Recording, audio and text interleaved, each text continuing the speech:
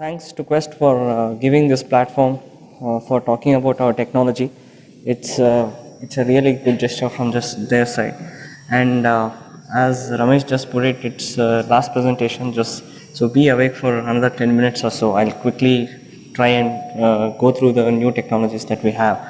So one of the main things that I want to tell today is that MSc has reached 50 years from the time of its inception. So it's a very important year for us, and we want to take it further in terms of technology and in terms of the offerings what we have for our customers. So our presentation is again on materials, which is partly close to the ANSYS presentation that was given. Probably this is not any prejudged thing, but this probably shows that the CA industry is moving in that way, where materials and composites are becoming more and more important. So let me just tell about brief about the strategy what MSc wants to follow. As you know, as CA analysts, we have systems, we have parts, and then we have materials. So what we want to do going forward is bring all the three things together. So systems were being analyzed on their own, and you had parts which were being analyzed in isolation.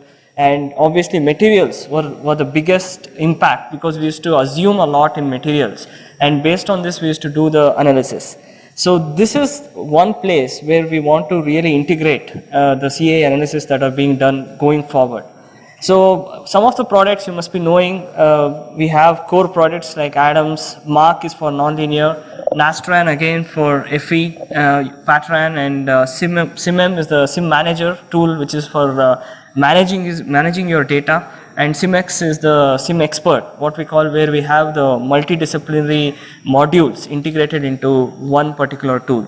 Then we have adjacent tools which we are developing. One thing called Adams Missionary, which we have recently released. This is for analyzing your gears and belts. We have already ready-made bearings which have been kept, which can be used with the Adams. And we have coming up with Nastran Embedded Fatigue, which will be, I won't be talking about it much now, but this allows you to do the fatigue analysis as and when you are doing the Nastran analysis. So you don't have to again read in these huge files into fatigue, and which takes a lot of time. And then you have Sim Materials, which was our Envision database earlier, which we are calling it as Sim Materials. So the interesting part, what happened last year was we acquired a couple of companies. One was Actran and the other was Digimat. Actran is in the acoustic space. It is being used widely in the, apart from India customers, what they are using, even in the worldwide scenario. And another acquisition in Q3 last year was Digimat. This company works in the material space, the microstructure space, what you can call. And this was acquired last year by MSc. And going forward, this year will be another main announcement, probably again September, when we have our virtual product conference. We are coming up with some transformational products. So let me keep that a secret. Let me not tell what it is about. So I hope you all come there and just see what it is about. Okay, so coming to materials, you know that again I reiterate that this is the most important part in any analysis, and we have been assuming a lot of stuff on this in terms of the curves, so the nonlinear materials, the inputs what we give for our analysis. So why materials are obviously important? Because we go for reducing weight, durability, manufacturability, what we were just talking before. So these are some of the main parts where materials become more and more critical as and when the analysis becomes complex. Composites are being used everywhere. There is no industry which is free of composites now.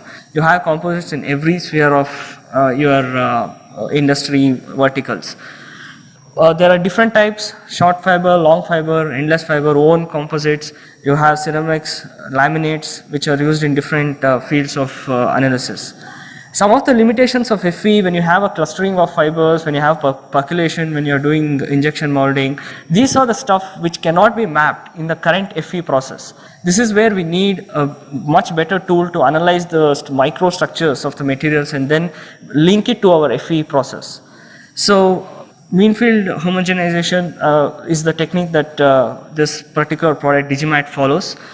Basically it groups all the two different phases. One is whatever phases into two different types, and then you have a particular orientation, and finally it gives you a homogenized material which can be used with your FE solver.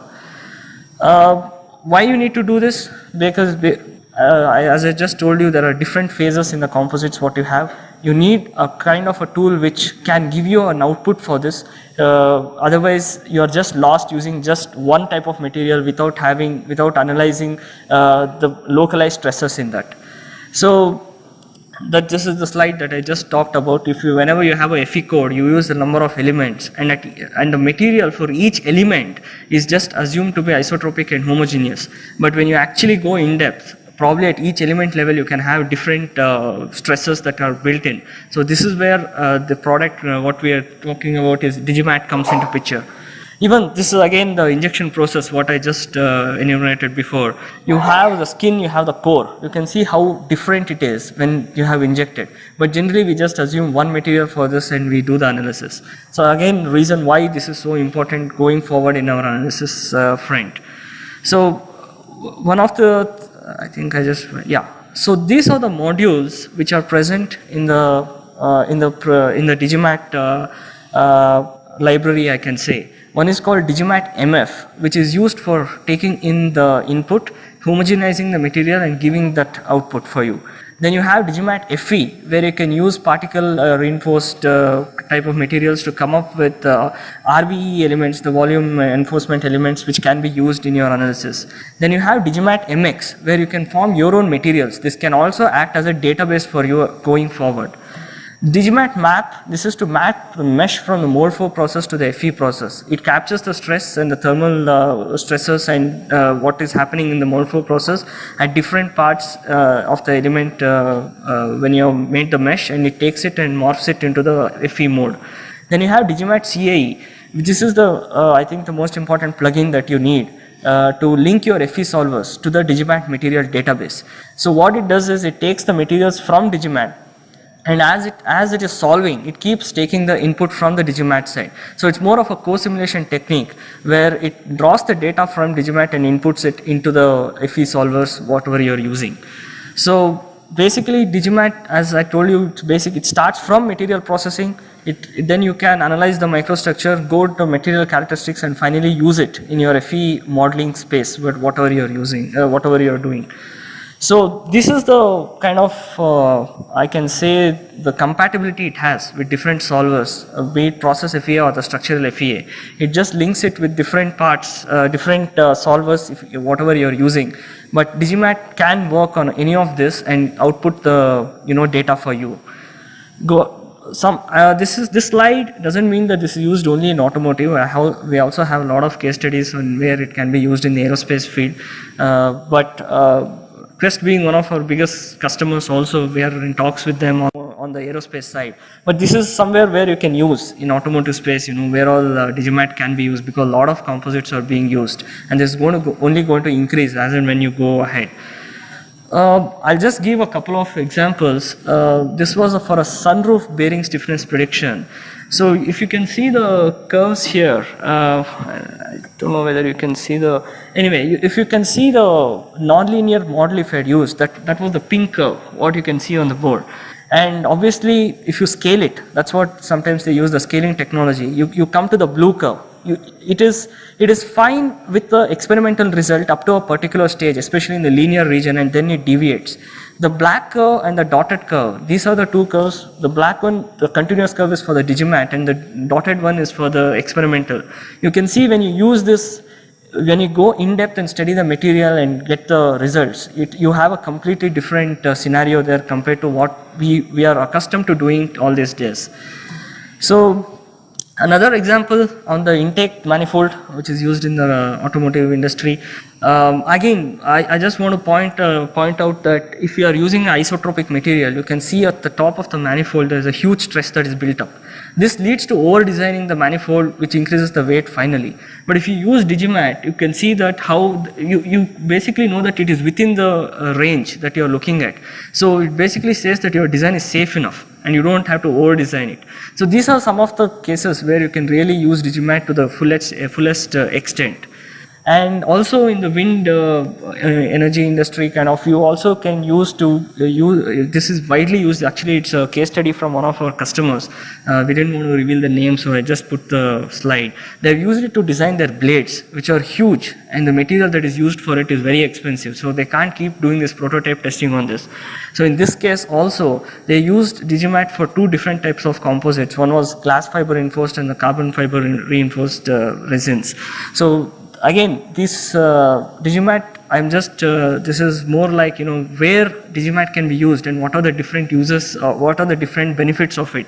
So this was one more area that was used in. A virtual model was built up, and basically we went from the drape molding to FEA in a simple workflow, which is what I just told you about Digimat Map, where they map the mesh from the process FEA to structural FEA. So basically I can say that Digimat basically couples your microstructure to the macrostructure. It helps you in building your own materials. You don't have to just depend on the nonlinear models that are already available in the market, and you keep assuming the same stuff over and over again. You can use it for this, and it can also be coupled with a number of solvers, be it on the process side or on the structural side. So this is the new addition to our MSc family that has happened last year. We can probably go in depth whenever you're interested. Probably we can talk about this in depth. But with this, I end my presentation about the product that I wanted to talk about. Thanks a lot. Are you born to engineer?